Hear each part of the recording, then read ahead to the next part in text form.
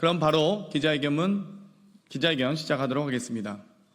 국회의원과 보좌진을 포함해 약 3,000여 명에 달한다는 묻지마 사찰 확인된 사례만 국회의원 19명, 보좌진 68명, 당직자 43명, 당원 9명, 검찰공화국의 빅브라더 국민사찰 행위를 강력하게 규탄합니다.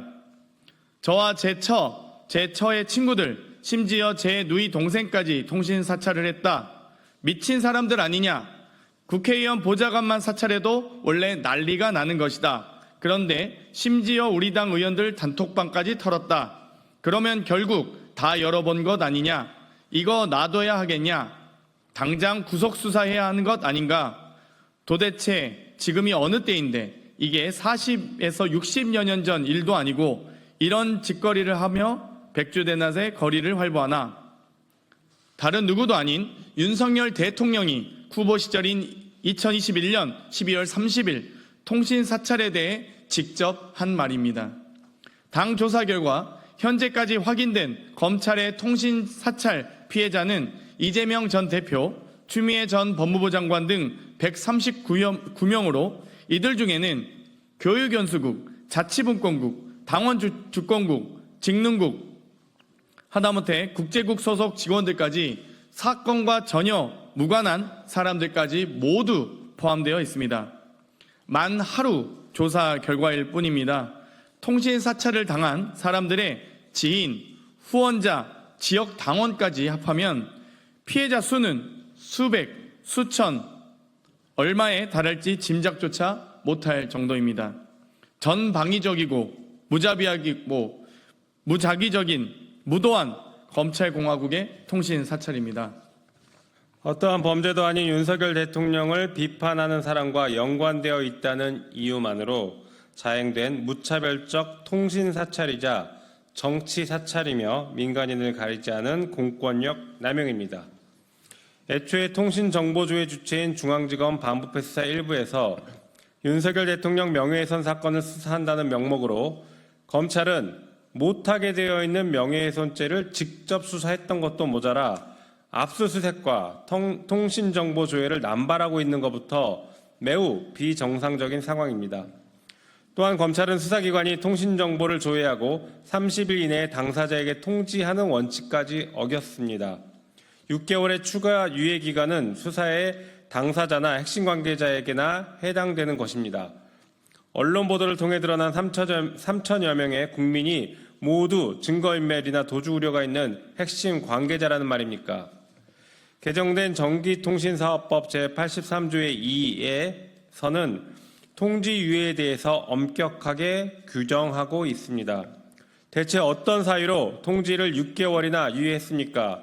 검찰은 답변해 보시기 바랍니다. 국가 및 공공의 안전보장을 위태롭게 할 우려가 있었습니까?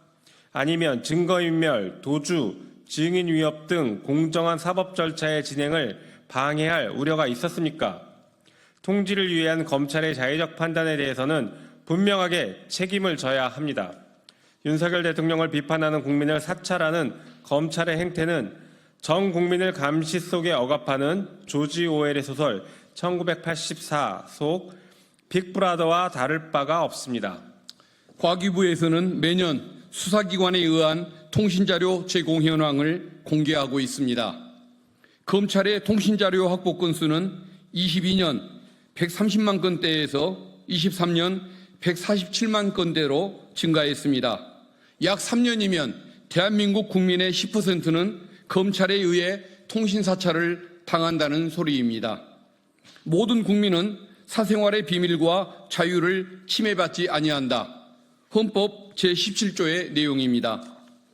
검찰 독재 정권으로 헌법 무시가 일상화된 대한민국의 비정상의 정상화를 위해 더불어민주당은 통신사찰에 강력히 대응하겠습니다. 혹시나 저희가 파악하지 못한 통신사찰의 피해자분들이 계실 수 있기에 통신사찰 피해자 신고센터를 운영하고자 합니다. 검찰의 부당한 통신사찰을 당한 분이 계신다면 꼭 연락 주시기 바랍니다. 윤석열 대통령은 후보 시절 공수처에 대해서 통신자료 조회는 정치사찰이라며 빅브라더가 지배하는 공포사회를 만든다고 하지 않았습니까? 그러면서 공수처의 존폐를 검토해야 한다고 한 바가 있습니다. 그러면 지금은 검찰의 존폐를 검토해야 하는 상황입니까? 검찰 독재 정치탄압대책위원회는 한 가지 원칙을 강조하고 있습니다. 검사도 죄를 지으면 처벌받아야 한다는 당연한 상식입니다. 끊이질 않는 검찰의 부정과 부당한 사찰에 국민과 함께 끝까지 싸워 나가겠습니다.